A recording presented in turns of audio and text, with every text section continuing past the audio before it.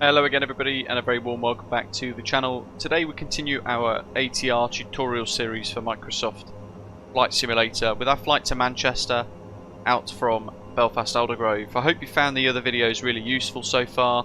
This one is going to focus on descent planning, followed by an ILS approach, all the way through to shutdown, parking on stand at Manchester. As always, hit like and subscribe, and I'd love to know your thoughts and any tips and tricks in the comments below to help everyone else out too. Checklists that I've created for the aeroplane, I will put a link to that in the description, and that'll take you to flightsim.to, where you'll be able to find my Osprey Airways ATR checklist downloadable for free. Taking a look at Navigraph then, folks, we're going to be flying in via the waypoint PENIL. As we discussed on departure, or before departure, we were flying the PENIL 1 mic arrival into Manchester, which requires us to be at PENIL flight level 170. That shouldn't be too difficult today because our cruise is flight level 190.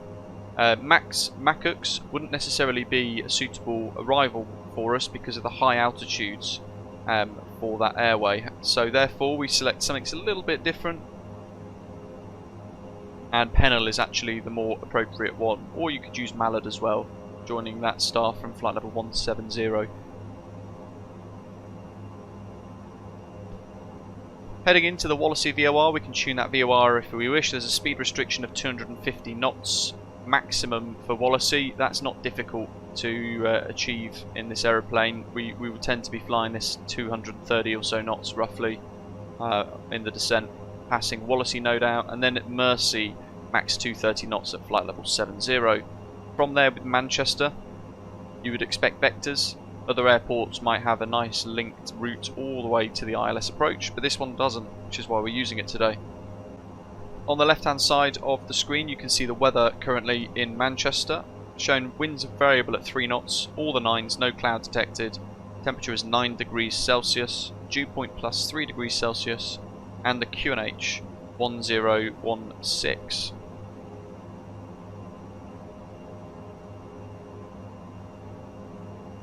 We need to select an arrival. We're expecting ILS 23 right, transition at final. So we need to get ourselves from Mersey with vectors all the way to our final approach.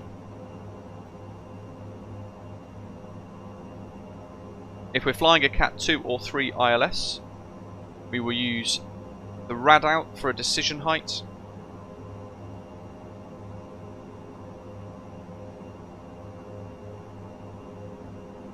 but if we're going to hand fly most of it, or fly a Cat 1 ILS, which is what we're going to do today, we're going to select MDA.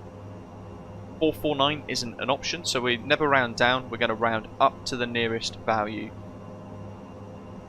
And that way we don't bust the minimums. Within the charts we can see the ILS frequency 109.5 and the course inbound of 232 degrees. So it's really important we set those, we make sure they're set correctly in the aircraft. And the Manchester VOR 11355 should we need to go around for any reason as well. And there's a little bit of terrain for us to avoid up here too. We're going to expect to decelerate fairly quickly as we do touchdown. I always look at the runway charts in addition to the approach so we can plan where we're likely to exit.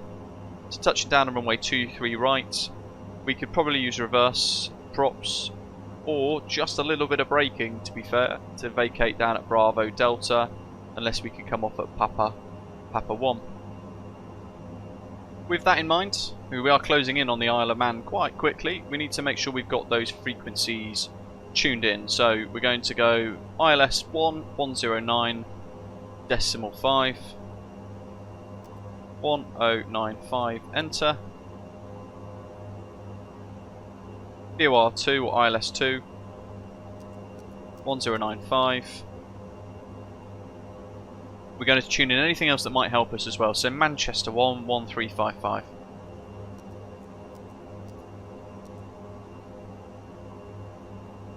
One 1355. Set. And Wallasey 1141.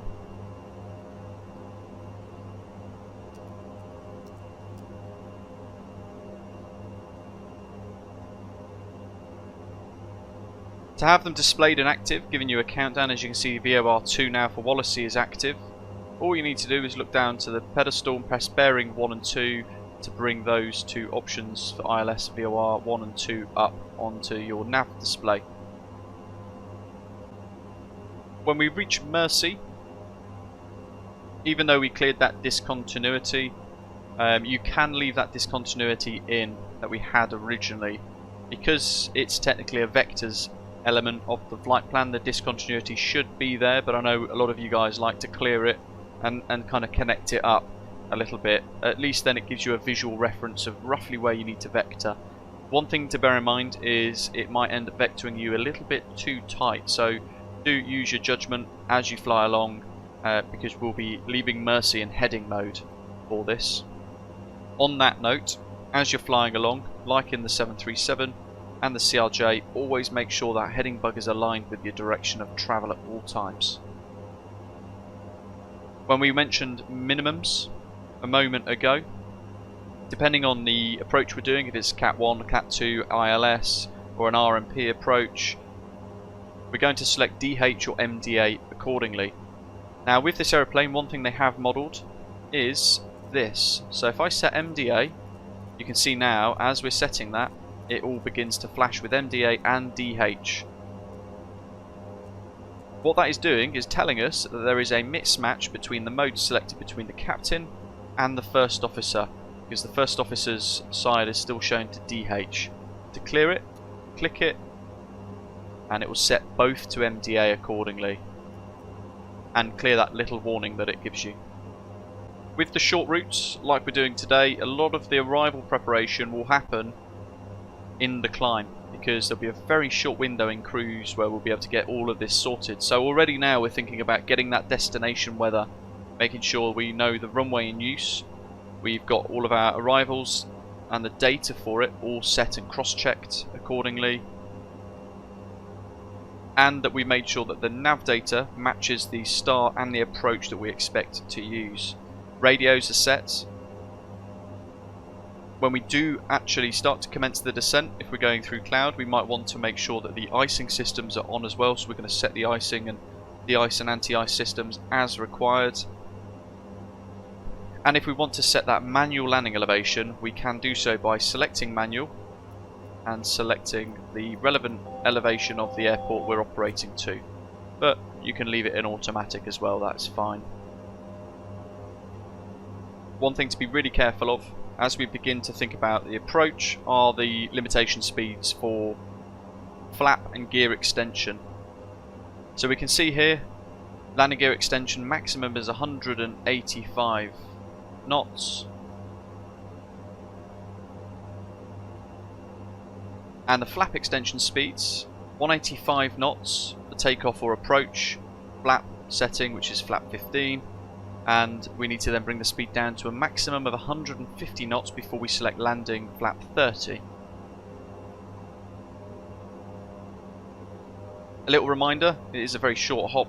When we do reach cruise altitude, we need to make sure power management modes go to cruise. Being so short though, we're going to be moving that power management lever back to takeoff very soon. In cruise, you're most likely going to leave it on notch, both of the engines, and it'll just let the aeroplane basically accelerate to around 230 knots or so. You will find auto speed target goes as fast as it can at the moment, but just let the aeroplane stabilise with the throttles in that little white gate there, the notch, and you'll just see it accelerate to about 230 knots roughly, and then it will just kind of stabilise there quite nicely. So some little tips for cruise.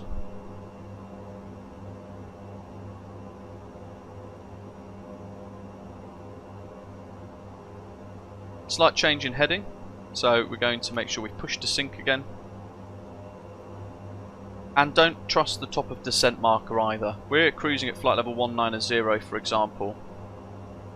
Top of descent is after PENIL, which is where we're required to be at 17,000. So this is where I say don't bother trusting the VNAV on the descent, because it ends up becoming quite messy. Therefore I would recommend you treat this like the CRJ almost, in the sense that we're going to with alt hold mode selected, select our new altitude, in this case flight level 170 by PENIL, and then about 20 miles in this case. So we're going to work out roughly how long the descent will take, how many miles we need, but we're going to enter vertical speed mode instead and begin a descent to PENIL at flight level 170. And I'll keep using vertical speed mode all the way down to flight level 70 by Mercy.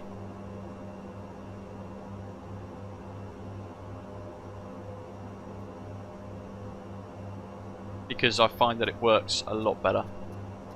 So we're going to go to 800 foot per minute, thereabouts, to trigger this descent. As we descend, we can bring the range ring in, monitor the aeroplane. I'm allowing it to still accelerate a little bit here towards 230 knots. And it's worth at this stage having a little look at your performance tab of the EFB and working out whether or not you're going to need reverse thrust or not. Having a look at your runway conditions as well, whether or not there's a form of contamination, whether it be snow, water or ice, or if the runway is dry. And you can see there that it will give you the required runway length, arrival runway length available, and your approach speeds and your go around speeds. Within the flight plan, it's worth pointing out after the approach, anything in blue tends to be the missed approach procedure. You may or may not have to manually fly that, or you can rely on LNAV, perhaps even VNAV for that, but do be careful with the aeroplane. Some of the bugs that it does have, it might be easy to hand fly or even use heading mode or LNAV paired with speed mode as opposed to VNAV. So I'd select IAS, perhaps even a manual speed target instead for the aeroplane to hold, and then navigate using LNAV. If we get any direct twos during the approach or the start, again we can just select them as required. So if we were to get a direct to Mercy now, we could select that and execute it accordingly, and then check to make sure the aeroplane tracks towards Mercy nicely. If it doesn't and it bugs out, revert to heading mode. And if you're on the VATSIM network and it all starts to go a little bit wrong, just ask for a vector. It is worth remembering that the VATSIM controllers can't tell you how to fly an aeroplane.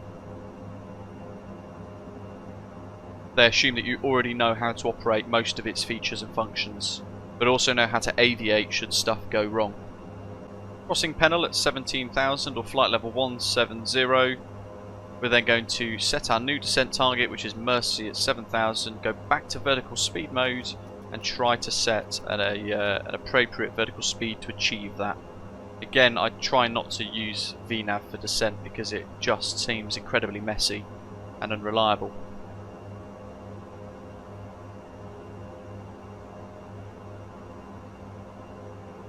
When we cross Mercy, there are going to be some important steps that we need to follow to make sure the aircraft can fly the ILS nicely. If we don't follow these steps, it won't establish and it necessarily won't even fly the glide slope nicely either. So something worth keeping an eye out on.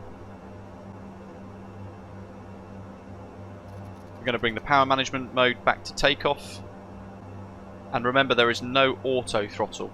So we're going to try and set a speed where throttle relevant to the speed that we need to achieve. In the latter part of a descent, you might find that you end up almost flying in flight idle to maintain a set speed. It's one of those things that we'll just get used to naturally from flying the aeroplane more and more.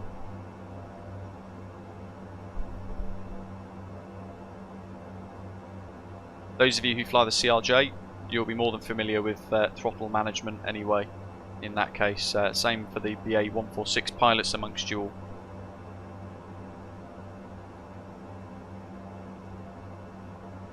TCAS for the descent can be set to TCAS below as well. And if you're flying around terrain, you can choose terrain mode if you wish. Through 10,000, lights and signs all set as required. It's worth as well pressing recall just to see if you have any master cautions and warnings that may have propped up that you might have missed or cancelled by accident and forgotten about. And we're going to work to manage the speed and the energy of the aeroplane to achieve 7,000 and the speed below 230 knots by Mercy. Again, keeping that heading bug centered on our direction of travel, really important. And as we get closer, we'll activate both of the ILS frequencies. 10 miles to Mercy, so we're on profile quite nicely here. After Mercy, we're going to leave on a heading of about 075 degrees. 080 degrees actually, because of the wind pushing us north. So 080 degrees, and then it should give us a nice little turn onto final, where we want to establish around 3,500 feet roughly for the ILS approach. This is where our work gets a little bit busier. So just before we reach Mercy, because we're going to use heading mode to vector ourselves to final, we need to make sure once more that it's pushed and synced. Then we're going to activate heading mode. From here, we can now start to think about the ILS approach as well, so we're going to have to do a little bit of multitasking. And we're then going to select VILS1 or VILS2. Most cases we're just going to use ILS1. You can see now that 1095 is active. That is the ILS frequency for Manchester's runway 23 right ILS, and the course is incorrect. It says 154. We actually need to set that to 232. Really important, 232. Now we're going to flick the dial across to VILS2, and we're going to make sure that data matches 1095, course 232 degrees. Really, really important. Then we're going to reselect ILS1. Crossing Mercy now, we're going to leave heading 080 as we discussed and planned. And we're going to reselect a new altitude, 3,500 feet, QNH 1016, as we're at transition level now. So vertical speed mode, bring the nose down in the descent, adjust the throttles accordingly as well to stabilise the speeds. Setting the local QNH to 1016. So we're actually ever so slightly higher than we thought.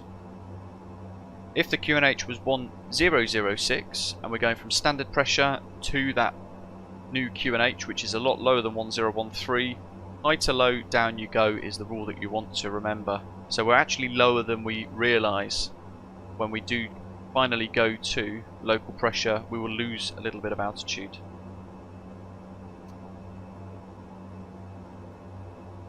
So speed's good around 200 knots for now. We'll just let it sort of sit around there. As long as it doesn't exceed 230, 220 knots, it's fine. If ATC give you a speed restriction though, then of course we need to work to comply with that. With the ILS active, and we've got it in blue cyan, we've also got the glide slope active at the moment too. Currently we're above the glide slope, but that will stabilise and switch in a little while as we get nearer towards the final approach point.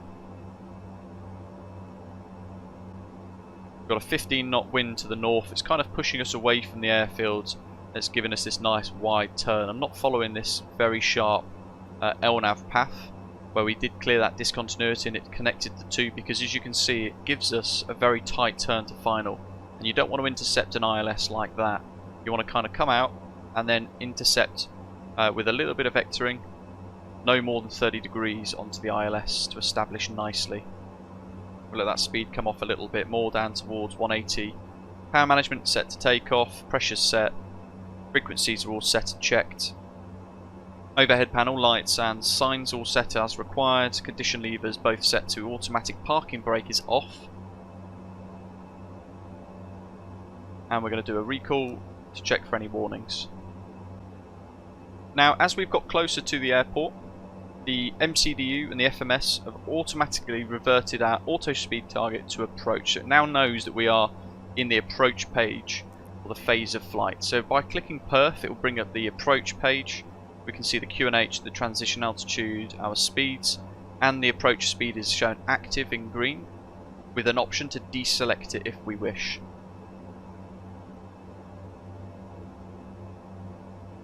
Because of that, When we go and add flaps in a moment, around 180 knots, the speed target will then move back down to about 140 or so knots.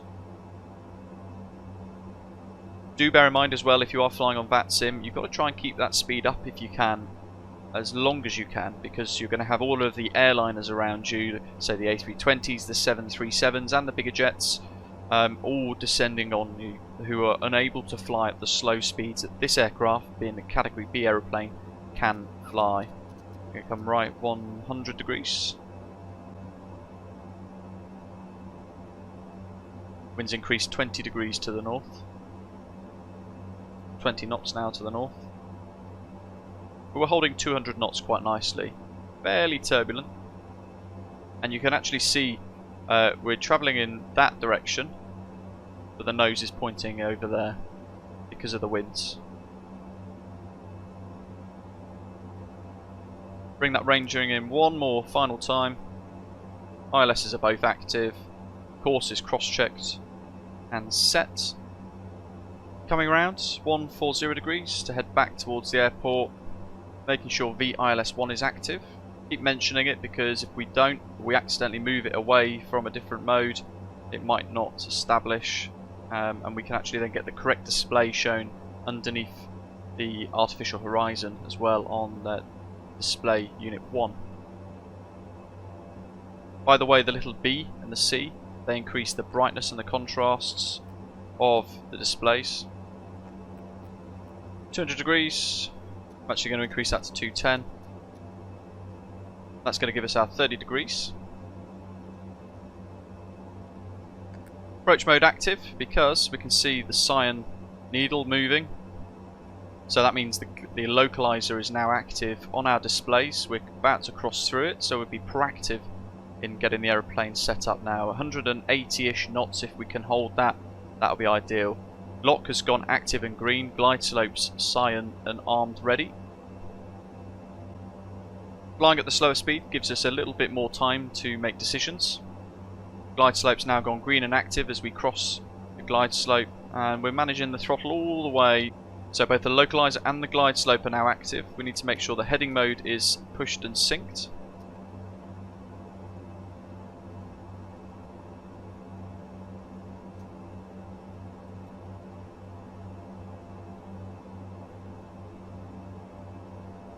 And we're now going to try and achieve 180, 170 knots.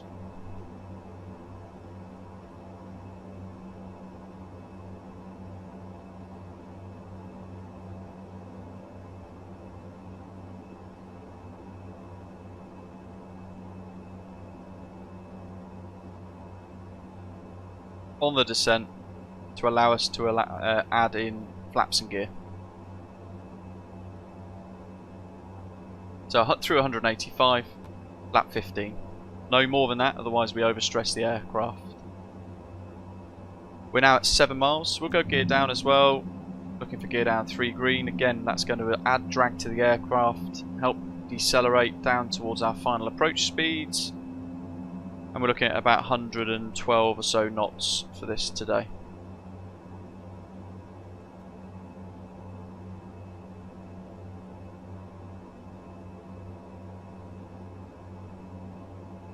Letting the speed trickle down still through 160.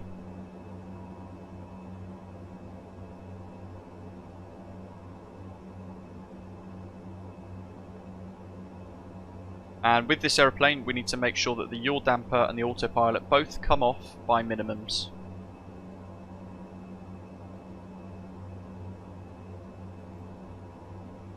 Through 150, about 4 miles now.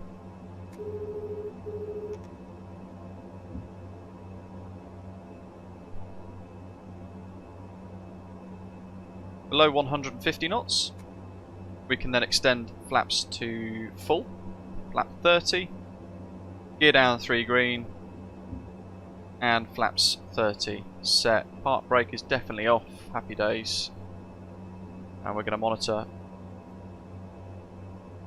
all of the systems until we're happy to take over and hand fly it ourselves. As you can see at the minute, we've got winds 152 degrees at 13 knots, so we've got a bit of a crosswind actually to contend with here, even though the METAR said wind calm.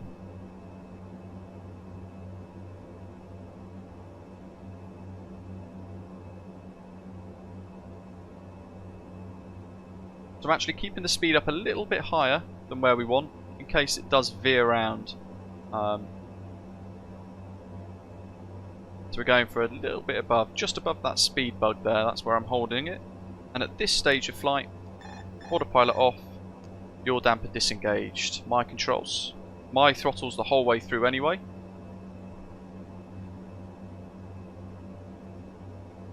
And by using parallel 4.2 down the bottom left, you can see the control visualizer to see what control inputs I'm making on the aeroplane, as well as we fly the ILS 23 right into Manchester.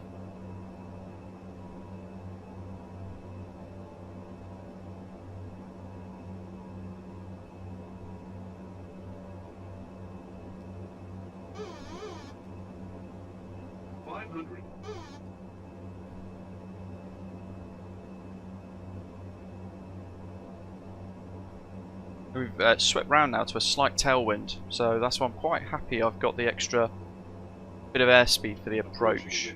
Otherwise we can end up too slow. 200. And it's trimmed quite nicely at the moment. So as we cross the thresholds, 100. should be around 50 feet roughly. 50. Idle the throttle 40. 30. 20. and let the aeroplane flare. Hold the flare. Down. Reverse. Let the nose wheel come down slowly.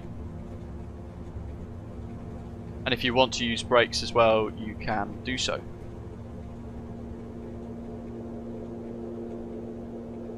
Speed's at 40. So we'll get rid of reverse pitch. And 202. See on the right hand side there, our landing touchdown. Quite nice actually. Just after the touchdown zone on the centre line there. Nice landing rate widget for parallel 4.2 Flow Pro.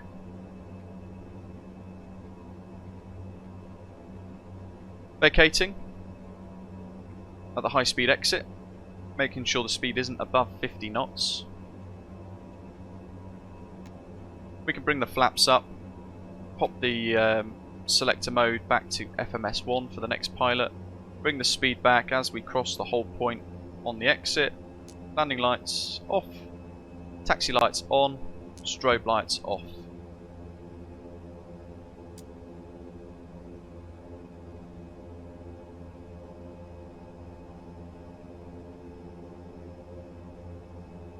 Vacating.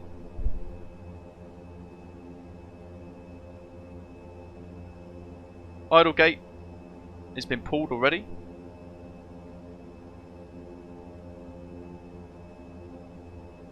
Flaps up, transponder can go off, onto standby or on. It's automatically reverted to on, that's fine. Pitot heats could go off. And after around 1 minute, we're going to move the engine 1 condition lever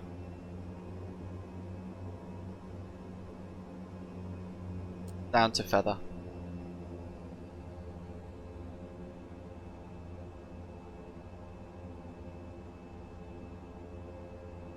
With that as well, we may as well pop the gust lock in place. That's going to stop the throttles being advanced too far above that point there.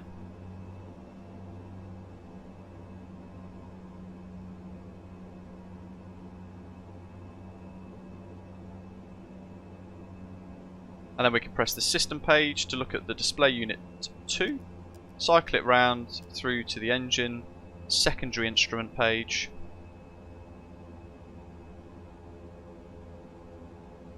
And engine 1 after about 30 more seconds onto the shut off position. You might need to taxi with a little bit of right rudder in this instance just to maintain that centre line, and we're going to get a few master cautions as the engine 1 bleeds and things start to fault out.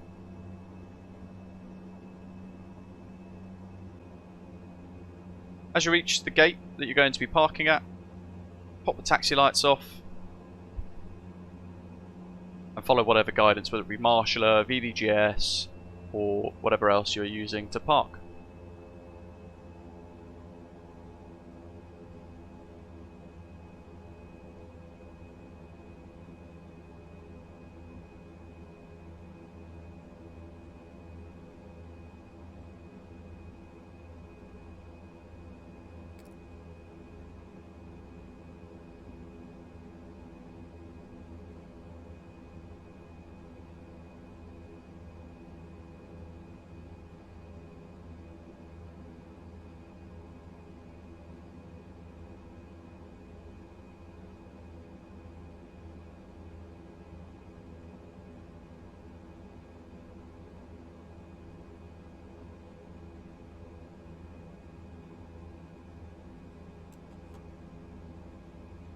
with stop in place, we can then look at shutdown checks. So we need to decide whether or not we want to use hotel mode, because we've got engine 2 still running at the moment. What we can do is bring it down to feather. Prop brake shown ready. We can open the guards, turn it on. Prop brake's now blue, and the prop has been stopped from spinning with the prop brake engaged. But the engine 2 is still technically running, giving us power to the electrics and everything else. From here, aircraft, chocks, tail prop, cargo door, main door. We can add ground power if we wish to completely isolate the aeroplane, and we can then disengage hotel mode and turn the engines off completely if we wish. Pump 1 can go off, and then fuel control shut off. Engine 2 can go off as well. Pump 2 off, and there we have it. Descent through to the ILS approach, after landing checks and shutdown in the Microsoft ATR. Hope you guys have enjoyed these basic tutorial videos to help you get A to B with a little bit of confidence as you learn the aircraft. Do check out my checklists and all of my other tutorials for various aircraft like the PMDG 737 and the Aerosoft CRJ. Hit like and subscribe, and come and say hello in any future live streams that we may have. As always, thank you very much for watching, and I'll see you soon. Take care.